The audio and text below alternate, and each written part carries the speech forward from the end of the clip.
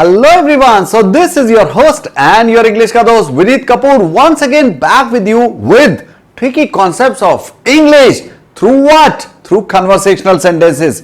जैसा कि आपको याद होगा कि दोस्तों हम एक सीरीज चला रहे हैं जिसमें हम आपको करा रहे हैं ट्रिकी कॉन्सेप्ट्स और एक तरीका है कुछ सेंटेंसेस से ट्रिकी कॉन्सेप्ट्स को सीखना। ये कॉन्सेप्ट्स वैसे बड़े मुश्किल होते हैं लेकिन जब सेंटेंस में आते हैं तो समझना थोड़ा आसान होता है। तो चलिए समझते हैं ना।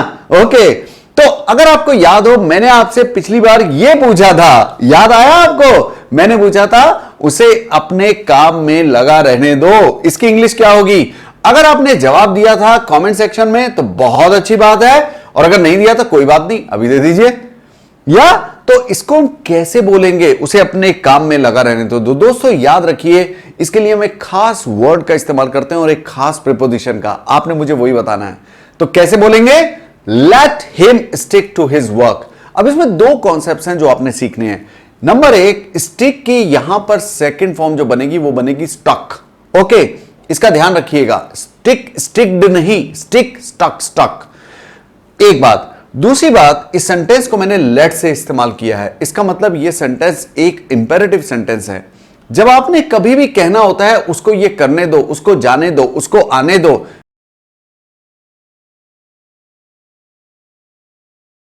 तो हम सेंटेंस को लेट से स्टार्ट करते हैं और उसके बाद ऑब्जेक्ट लगा देते हैं। सो लेट हिम गो, उसे जाने दो, उसे आने दो, लेट हिम कम इन।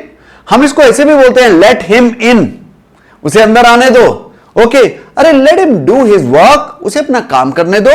तो मैं बिल्कुल यही तो कह रहा हूं यहां, लेट हिम और वर्ब की फर्स्ट फॉर्म। अब आपने मुझे बताना है कि ये क्या है, ये क्या है, क्या ये वर्ब है, वर्ब की कौन सी फॉर्म है और यहां पर क्या काम कर रही है, यही तो कॉन्सेप्ट है। तो याद रखिएगा इस सेंटेंस में वर्ब क्या है, यस।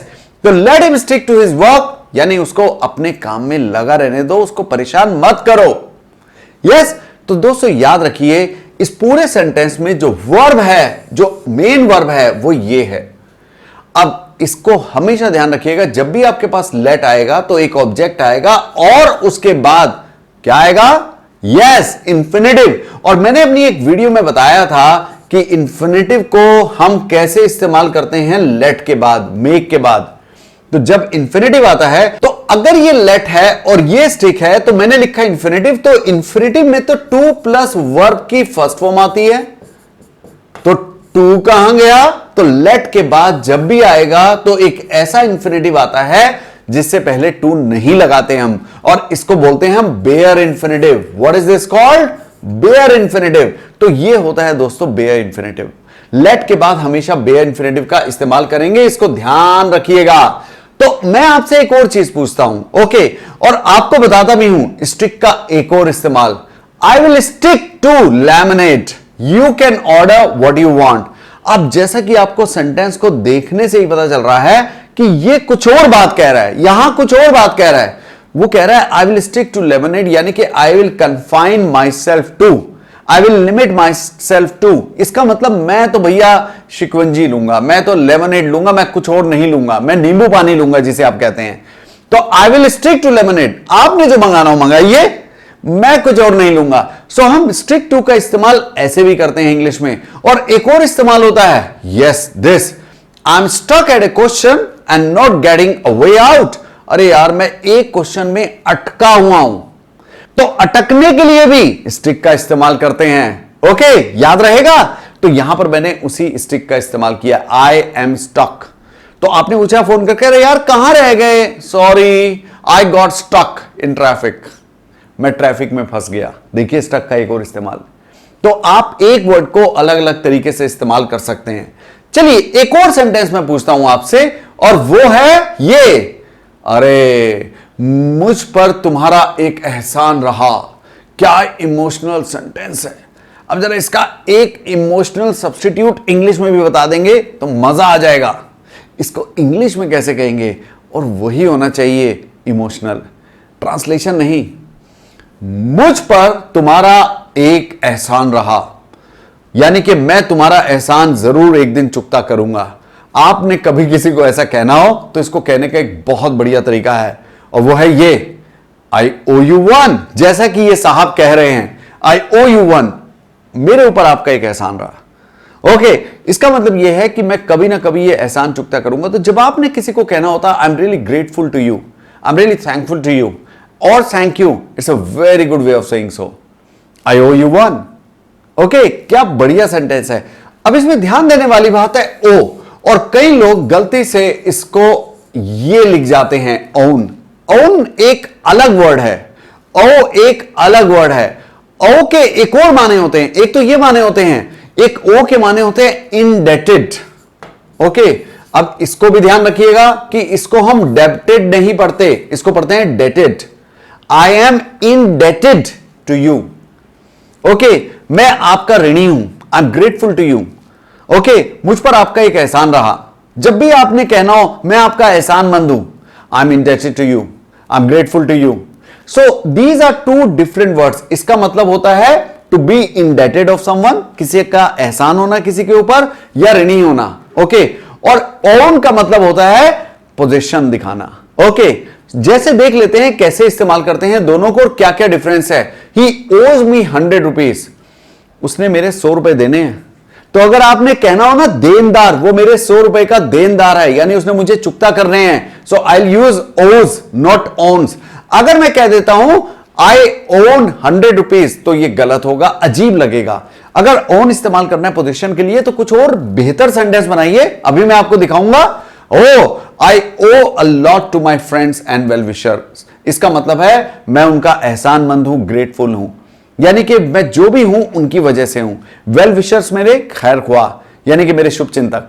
अब देखते हैं ओन का इस्तेमाल कैसे करते हैं। ओ ही ओन्स अ पैलेशियल हाउस, उसका एक बहुत बड़ा घर है। सो यहां पर है होने के लिए, पोजीशन के लिए इस्तेमाल किया है ना, मजेदार बात। तो आप कभी कंफ्यूज मत होइएगा ओ और ओन में।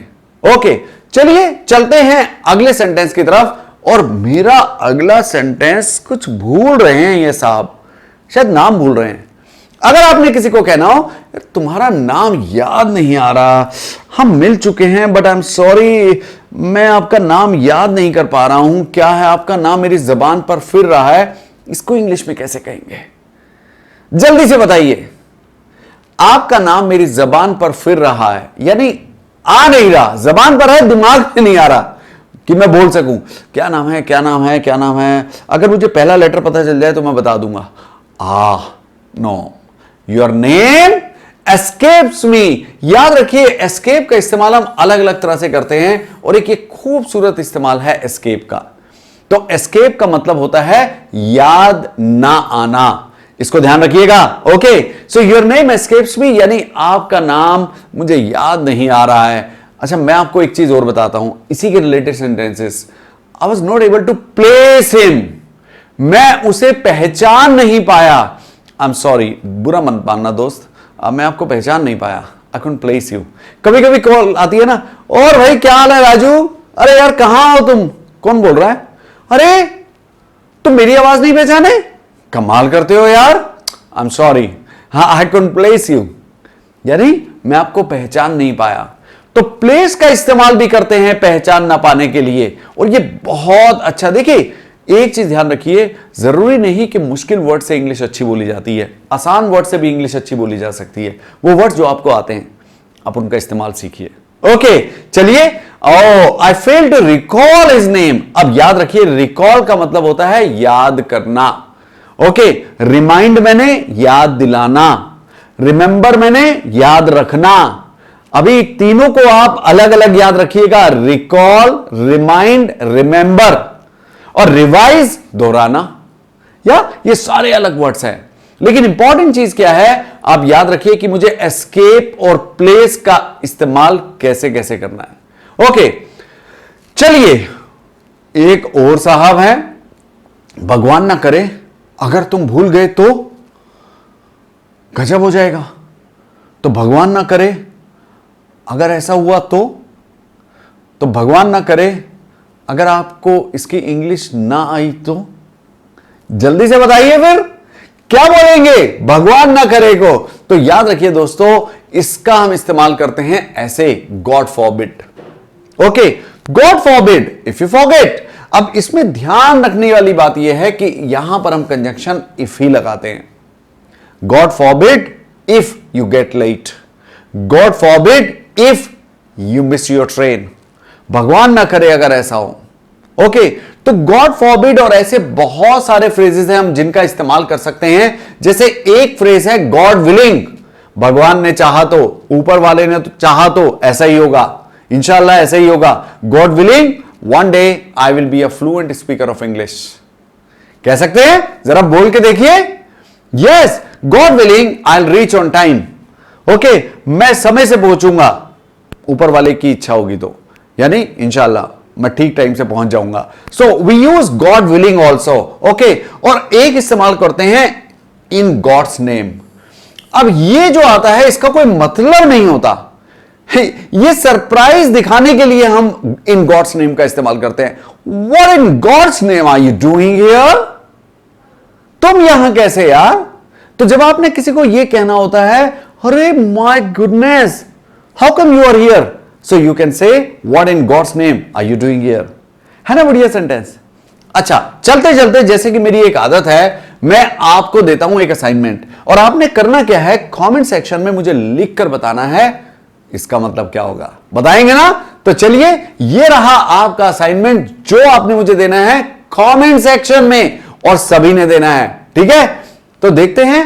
अरे ये हिंट है, सेंटेंस क्या है, ये रहा, और हिंट है ये, आपने मुझे इसकी इंग्लिश बतानी है। भगवान के घर देर है अंधेर नहीं, यानी सब अच्छा होगा, चिंता मत करो, भगवान के घर देर है अंधेर नहीं, ये इसका हिंट है। Okay, so you will tell me what is the sentence for this.